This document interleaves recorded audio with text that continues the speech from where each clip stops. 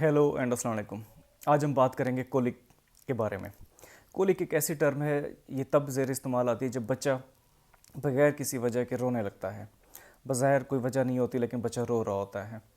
अगर आप नए वालिदैन हैं तो ये आपके लिए परेशानी का बायस हो सकती है, लेकिन ये नेचुरल है और 40 से 50% बच्चों में ये होता है।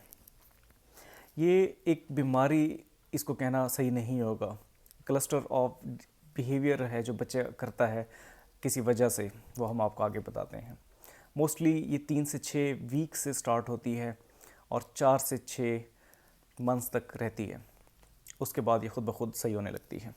रूल ऑफ 3 से हम इसको डायग्नोज करते हैं मोस्टली, कि दिन में 3 से ज़्यादा घंटे बच्चा रोता रहे,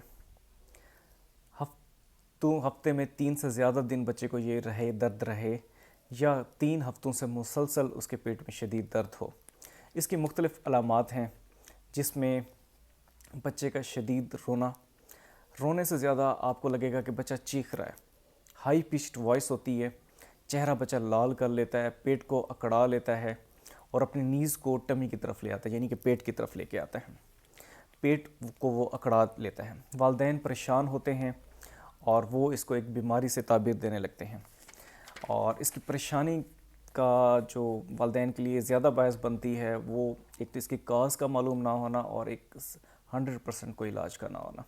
इसकी मुख्तलिफ़ वजूहात हैं जिस पर डिस्कशन होती रहती है कि शायद ये वजह हो, जिसमें यह है कि over feeding, under feeding, gas का बन जाना, इनसफिशेंट बर्पिंग यानी कि थपथपाया सही ना और उसकी डकार सही तरीके से बच्चे को ना दिलाना, या इनडाइजेशन की वजह से भी हो सकता है, फूड एलर्जी की वजह से भी हो सकता है।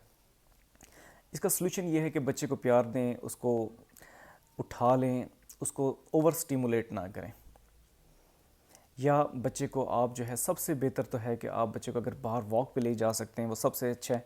बच्चे की मालिश करें पेट में, ताकि उसकी जो गैस है वो गैस निकले। गैस एक जो है वो नेचुरल प्रोसेस है और गैस का निकलना भी एक नेचुरल प्रोसेस है, तो बच्चे को आपको इस तरफ करना है। उसके अलावा कोलिक ड्रॉप्स हैं जो मोस्टली प्रेस्क्राइब करते हैं डॉक्टर साहबान भी।